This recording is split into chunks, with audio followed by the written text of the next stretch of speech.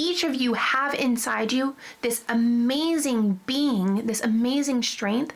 We've just covered it up with junk over the years. Take the time to uncover it because you are more powerful, more strong than you could ever imagine. 9 months ago, I started my carnivore journey and have been able to stay on the path because of a few lessons I have learned. The first lesson I've learned is don't let perfection become the undoer of progress. And what I mean is, if you or me are doing 95% of what we're trying to achieve, why focus on the 5%? If we're doing 95% better, why focus on that 5% that we're not exactly perfect at?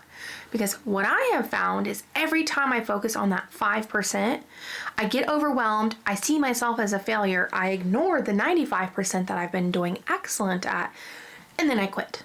Don't let perfection be the undoer of progress. So how is that done? I did that by letting go of my past. And how I let go of my past was taking responsibility for the actions and choices that I've made in my life and how I got where I got. I realized that there is nothing that I can do about 5 minutes ago, about a choice that I have already made. What I understood in this is I have the power in my next choice, in the future. And I had been staring at all these mistakes I made, but I am not some mystical being. I can't go back in time and change these choices. All I can do is change my future choices. The way I got here was I went to the emergency room. This is kind of what started my whole carnivore journey. And I realized I had been selfish, that I had been putting my wants ahead of my husband's and my family's needs. In those moments in the hospital, I also realized I was not a bag in the wind. My life had not been controlled by some unforeseen person or thing or circumstances. I discovered I had gotten where I had gotten with every choice that I'd made in my life. Nobody, held a pew-pew to my head and forced me to eat that cake. Yes, the addiction made it much harder to make a different choice, but I, Amanda, made the choice to be ruled by my addiction. I made those decisions. Taking that responsibility that I made this choice made me fundamentally understand if I am the one that made these choices and got myself where I'm at, then I, Amanda, have the power to make different choices. And it was the most empowering moment I can actually remember in my entire life, understanding I have the power in myself to make a different choice, to get a different result. I'm just not being blown around by someone else's whims. I get to decide where I'm going. The next thing I did was restoring my integrity. I've mentioned this so many times, but I find this is fundamentally invaluable to get where I've gotten. Over my life, I was able to do diets and believe in myself. That belief got me a decent way down the diet and the health journeys. At some point though, about 10 years ago, because I'm 33 now, I started realizing I didn't believe in myself anymore.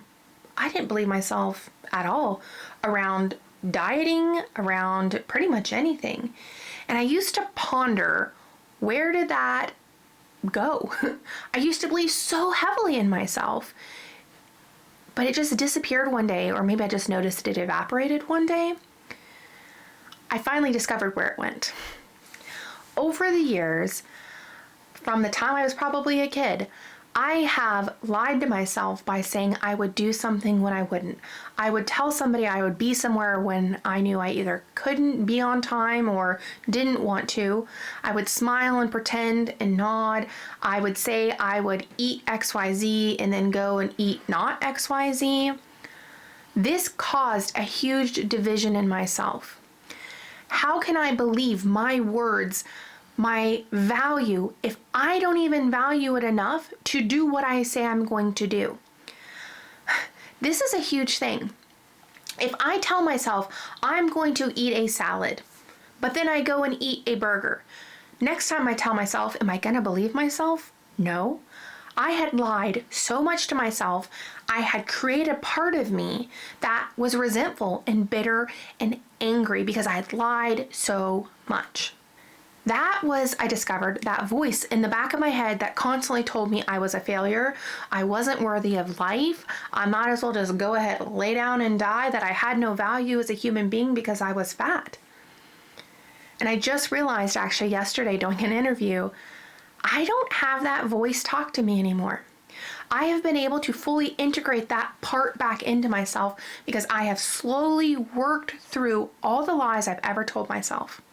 I restored my integrity. I can't go back in time and fix all the lies, but what I can do is admit I had lied to myself or others around me and honor my word by saying, okay, I lied about this, and in the future, I'm going to do X, Y, Z to prevent that from happening again. Like, I'm going to take the dogs for a walk every single day. What am I going to put in place in action to ensure that I do that? That is, I think, the pinnacle of change for me. Not just admitting the lie, but admitting the lie and thinking through of how can I prevent this from happening again in the future. Around food and diet, and when I say diet, I don't mean lose weight quick, I'm gonna quit this diet. I just mean our dietary intake. To confess to myself, I had to address that I was doing what I wanted in this moment and I was sacrificing my future. I was focused solely on what I felt right now versus what I needed down the road. Realizing that was big, that I was not willing to suffer a little now to have joy and pleasure later. I was going to have a little bit of respite and relief now. Screw down the road because, well, that's not me at this moment, that's down the road. That led to conversations I had with myself. What do I really want? In my head, I always wanted to be skinny or healthy. And I used to question myself, did I really want to be skinny? Because, other people would say, oh, are you sure you want to be skinny? You're, obviously not, and you're not taking action to. But there's a hierarchy that we create in our head. What was happening in that moment became more important than wanting to be healthy. And I realized it just kept happening.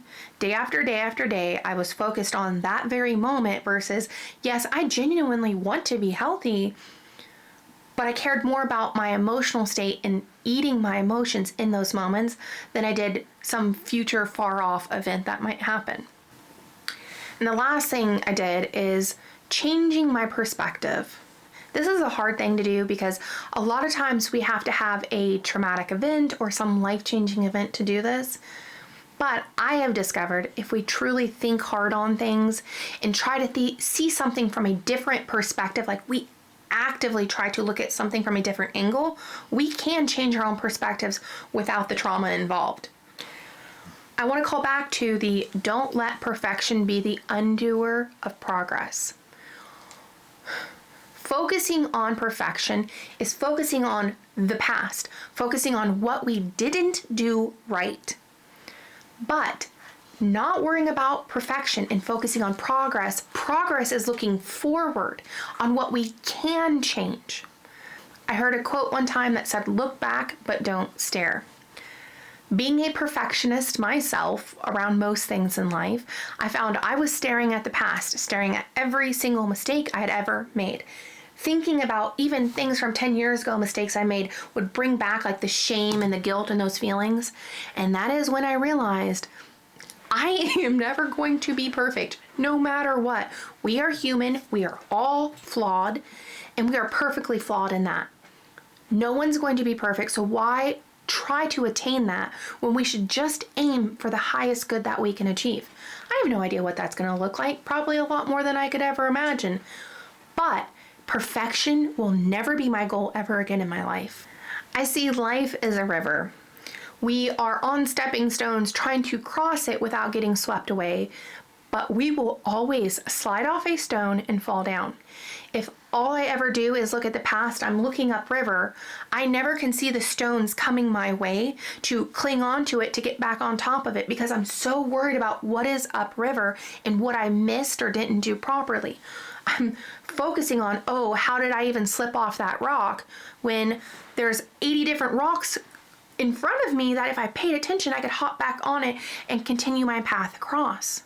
Something I think is crucial is understanding there is not one straight line through life.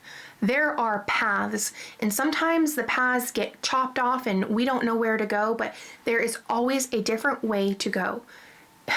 Numerous, even ones that we can't see. Take that to heart, because if we fall off, if I fall off, I now am able to just say, okay, I fell off, let me hop onto this other path and keep going. 80 paths can still lead to the same destination.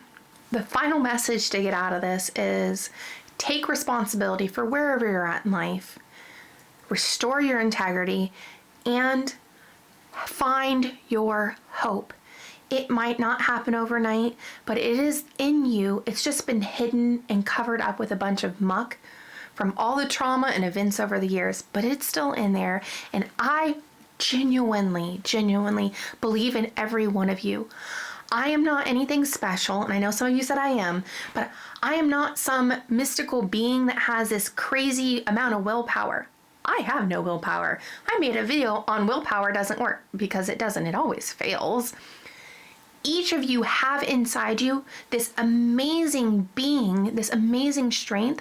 We've just covered it up with junk over the years. Take the time to uncover it, because you are more powerful, more strong than you could ever imagine. Please don't forget, you guys, to like, comment, subscribe. I appreciate all of your comments. I get to read most of them. I have not had a chance to respond to tons of them lately. We've been crazy busy in a good way. I appreciate every one of you, and I hope to talk to you soon. Bye. Dang! Oh, the mic won't turn on. Okay, the button's on. Scott turned it off on me. Like, comment, surprise. Okay. And I forgot what Scott just said 2 seconds ago. Holy crap. Carnivore journey, and I forgot again. Okay.